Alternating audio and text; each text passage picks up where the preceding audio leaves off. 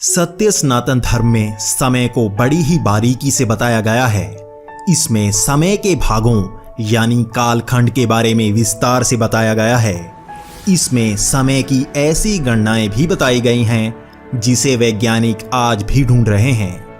इसी तरह इसमें हमारे ब्रह्मांड के 4 कालखंडों के बारे में बताया गया है जो खुद को बार बार दोहराते हैं। ये 4 भाग हैं सतयुग, त्रेता युग, द्वापर युग और कलयुग। और आज हम आपको सतयुग की जानकारी देने वाले हैं कि कैसा हुआ करता था सतयुग।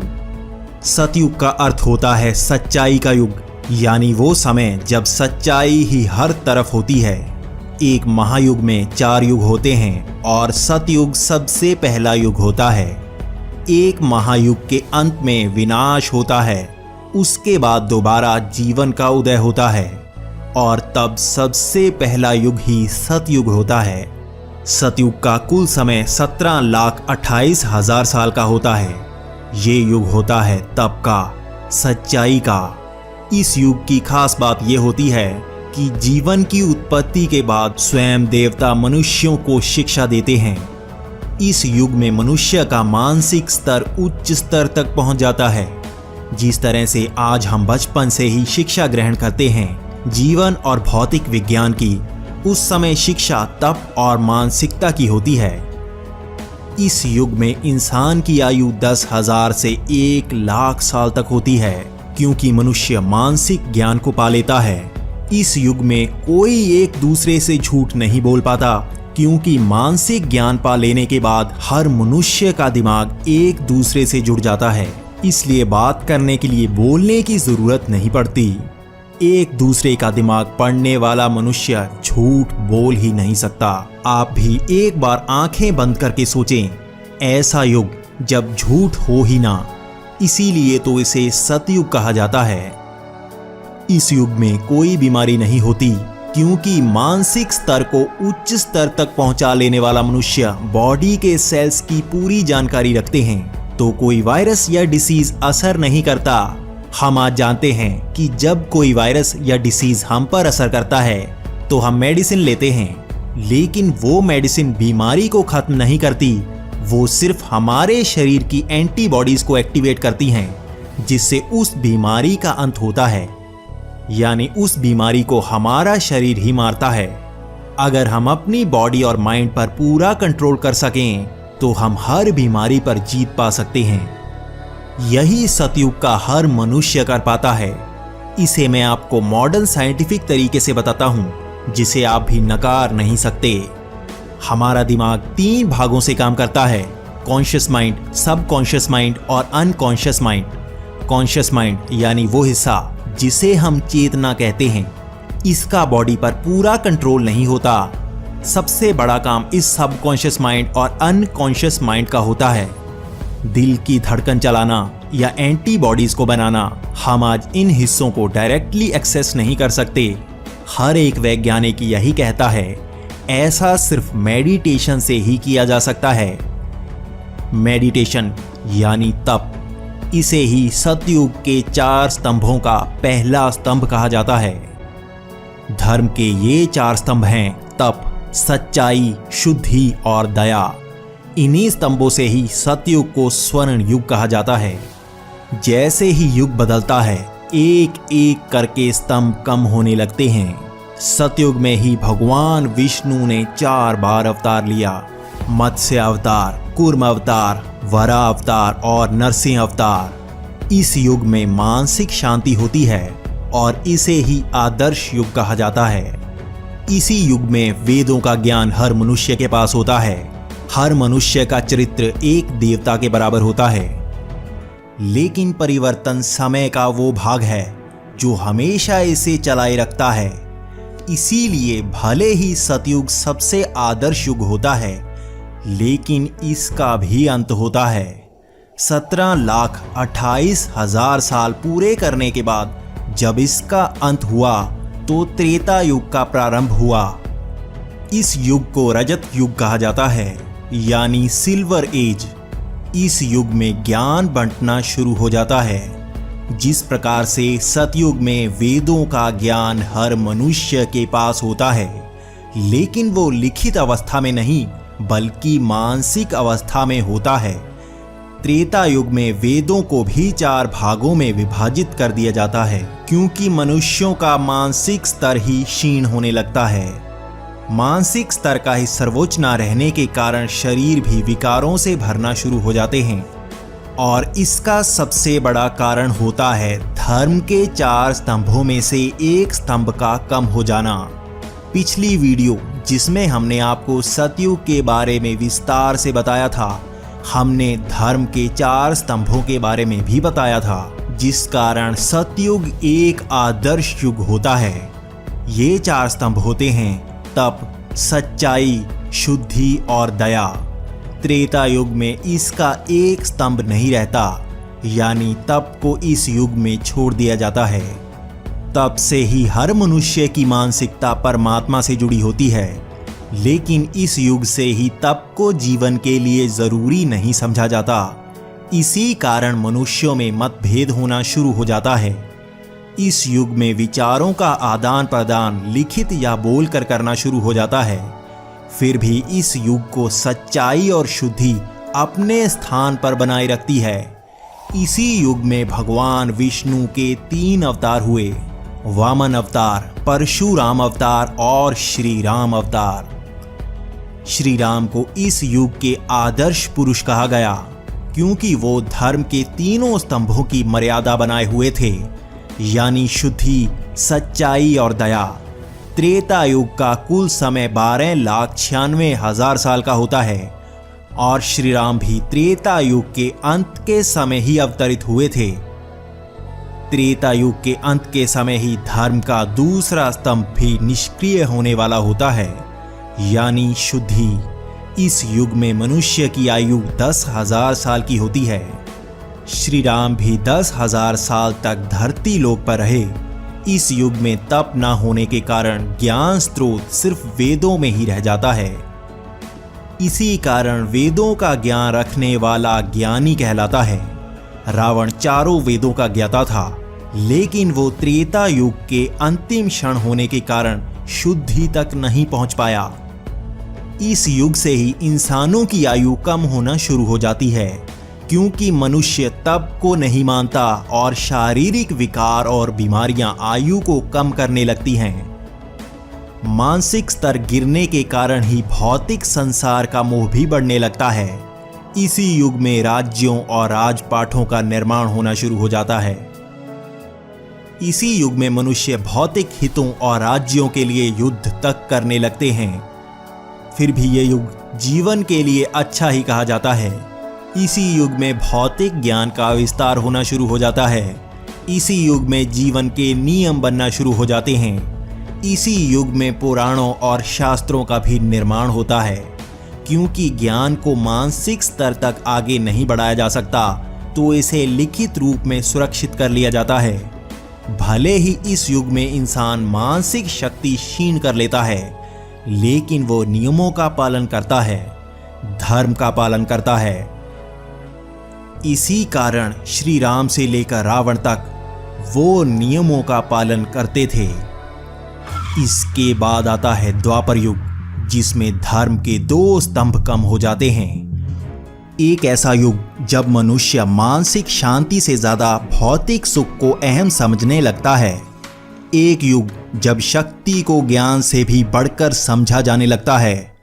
इस युग की सही जानकारी शायद आपको पहले पूरी तरह से नहीं मिली होगी, लेकिन इस वीडियो में हम आपको द्वापर युग की सही और पूरी जानकारी देंगे।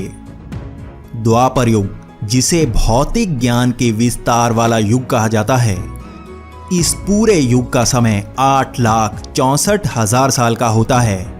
इस युग में धर्म के केवल 2 ही स्तंभ रह जाते हैं, सच्चाई और दया, जबकि इसकी शुरुआत से ही तप और शुद्धि का त्याग हो जाता है। तप का ज्ञान किसी के पास नहीं रह जाता, जबकि शुद्धि प्रत्येक मनुष्य के मन से दूर हो जाती है। इस युग को सिर्फ सच्चाई ही बचा कर रखती है। इसका उदाहरण है महाभारत का युद्ध, जिसमें मन की शुद्धि ना होने के कारण आपसी वैर पैदा हो गए, लेकिन सच्चाई ने ही सबको बांधे रखा। पूरे युद्ध में हर अस्त्र शस्त्र और ईर्ष्या का भाव हुआ, लेकिन फिर भी किसी ने सच्चाई का त्याग नहीं किया। कौरवों और पांडवों में युद्ध हुआ, लेकिन वो भी नियम के तहत ही हुआ। इस युग में चारों वेदों का ज्ञान किसी के पास नहीं होता। इस युग में ज्ञान बहुत कम लोगों के पास रह जाता है, इसलिए ईश्वर के अस्तित्व पर भी सवाल उठना शुरू हो जाते हैं। इस युग में मानसिक ज्ञान नहीं होता, तो भौतिक कार्यों से ही जीवन यापन शुरू हो जाता है। इसी युग में वर्णों का निर्माण हो जाता है। वर्ण यानी जो व्यक्ति जिस तरह का कार्य करता है, उसके पास कितना ज्ञान है, उससे वर्ण को निर्धारित कर लिया जाता था। इसी शब्द को कलयुग में जाति में बदल दिया जाता है। जो कलयुग का अज्ञान है, कार्यों से 4 वर्णों का निर्माण हुआ: ब्राह्मण, क्षत्रिय, वैश्य और शूद्र। हर नए जन्मे बच्चे को शूद्र की श्रेणी में रखा जाता था और जीवन में वो क्या कर पाता था, उससे वर्ण निर्धारित होते थे। जैसे विदुर शूद्र के घर जन्म लेकर हस्तिनापुर के मंत्री बने और ब्राह्मण कहलाए। अगर आप जाति वर्ण की जानकारी चाहते हैं तो कमेंट में जरूर बताएं। इसी युग में भगवान विष्णु के 2 अवतार हुए, जबकि कई पुराणों के अनुसार इस युग में सिर्फ 1 अवतार ही हुआ। इस युग में ज्ञान के क्षीण होने पर स्वयं ईश्वर अवतरित होकर ज्ञान देते हैं। जैसे श्री कृष्ण ने श्रीमद् भगवत गीता का ज्ञान दिया था। इस युग में इंसानों की आयु और कम होकर 1000 साल की रह जाती है, लेकिन शक्ति के लिए किए युद्धों से यहाँ तक भी कोई ही पहुँच पाता है। इसी युग के अंत के समय से बीमारियां नए नए रूप लेना शुरू कर देती हैं, क्योंकि मनुष्य का शरीर ज्ञान और नियंत्रण से भी दूर होना शुरू हो जाता है। इस युग में शक्ति और सुख के लिए युद्ध होते हैं। मनुष्य के जीवन का महत्व बहुत ही कम हो जाता है। फिर भी इस युग में दया और सच्चाई ही इसे बांधे रखती है। इस युग में साधना का ज्ञान भी अंत आते आते पूरी तरह से लुप्त हो जाता है। और इस युग का अंत भी तब हुआ जब श्री कृष्ण ने धरती लोक को छोड़ वैकुंठ की तरफ प्रस्थान किया, और इसके बाद प्रारंभ हुआ इस महायुग के अंतिम युग यानी कलयुग का। तो हमारा आपसे निवेदन है, अपने धैर्य को बनाए रखें, क्योंकि कई बातें आपको विचलित कर सकती हैं, लेकिन हम सच्चाई बताने में संकोच नहीं करेंगे। कलयुग, जिसे सबसे अंधेरा युग कहा जाता है, क्योंकि इस युग में ना सिर्फ ज्ञान लुप्त होने लगता है, बल्कि ज्ञान स्रोतों में भी छेड़छाड़ शुरू हो जाती है। ज्ञान ही मोक्ष का रास्ता होता है, लेकिन अगर ज्ञान अधूरा या गलत हो तो वो भी विनाश की तरफ ही ले जाता है। जिस तरह से द्वापर युग में धर्म के 2 ही स्तंभ रह जाते हैं, कलयुग तो इससे भी बुरा होता है। धर्म का सिर्फ एक ही स्तंभ रह जाता है, और वो होता है दया। ना तो तप रहता है, ना शुद्धि रहती है, और सच्चाई का अंत द्वापर युग के बाद ही शुरू हो जाता है।